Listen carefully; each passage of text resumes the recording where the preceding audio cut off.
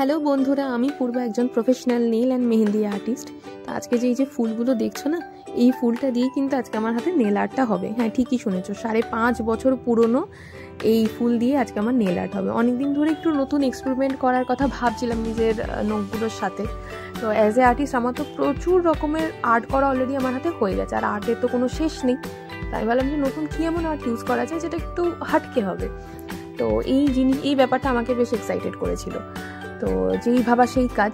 আমি ভাবলাম যে যেহেতু ফুলগুলোর সাথে একটা মেমোরি জড়িত আছে, তো আমি ভিডিওটাকে একটা মেমোরি হিসেবে রেখে দিই, আর তার সাথে এই ফুল প্রসেসটা তোমাদের সাথে একটু শেয়ার করে দিই, যাতে তোমরা একটু মজা নিয়ে দেখো যে জিনিসটা হয় কীরকমভাবে। প্রথমে ভেবেছিলাম যে এটা আমি আমার যে নেলসটা অলরেডি আছে সেটার উপরে রিফিলিং করব, ফার্স্ট কোটটা উঠিয়ে ওর উপর আর্ট করব। কিন্তু সেটা যদি করতাম না তাহলে তোমরা প্রসেসটা দেখতে পারতে না, বুঝতে পারতে না। আচ্ছা, মাঝখানে একটু চাপ রেকর্ড চলছে আমার, তো আমি যাতে তোমরা প্রসেসটা বুঝতে পারো পুরোটা, সেই জন্যই আমি পুরো নখটা উঠিয়ে আমি আবার নেলটা করছি।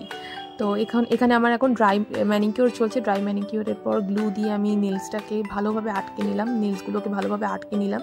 এত বড় নেলস আমি রাখবো না, আমি আমার রিকোয়ার্ড শেপটা করে নিলাম, রিকোয়ার্ড সাইজটা, এই সাইজটা করার পর নিজের পছন্দের শেপটা নিয়ে নিলাম। এটা হচ্ছে গিয়ে কফিন শেপ, এটা আমার অত্যন্ত প্রিয় একটা শেপের মধ্যে একটা। আচ্ছা, এবার আমি বিল্ডার জেলের সাহায্যে আমার বেসটাকে আরও স্ট্রং করে নেব। 2টো কোট দেওয়ার পর আমি ওটা ইউভি তলায় রেখে 60 to 2 মিনিটস আমি ওটাকে ড্রাই করে নেব।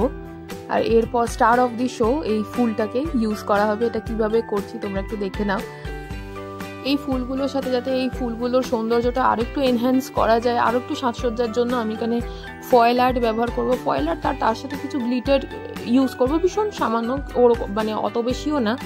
তারপর আমার আরেকটা কোট পড়বে, আরেকটা কোটের পর ইউভির তলায় শুকিয়ে তারপর ওটাকে আরেকটু ক্লিন করা হবে, কারণ একেবারে ক্লিন ওয়ার্ক তো ওটা ফাইনাল লুকটা আসবে না, একটু এবড়ো খেবড়ো হবে। ওটাকে এমনি বোর্ডের সাহায্যে সুন্দরভাবে একটা সমান করা হবে ব্যাপারটা, এবং যাতে একটা ন্যাচারাল ফিনিশ দেয়, একটা ন্যাচারাল লুক দেয়। তোমরা দেখতেই পাবে একটু বাদে।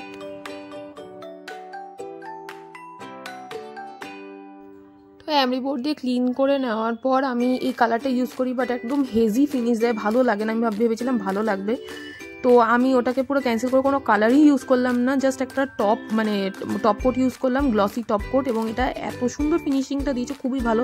তোমাদেরকে ফাইনাল লুকটা দেখাচ্ছি। এরপর আমি ইউজ করছি ম্যাগনেটিক আর্ট, বাকি আঙ্গুলগুলোতে কালারের উপর ম্যাগনেটিক আর্ট ইউজ করছি, যেটা one of my favourite art. এটা আমার ভীষণ ভালো লাগে এই আর্টটা। তো এটা হচ্ছে লাস্ট ফিনিশিং।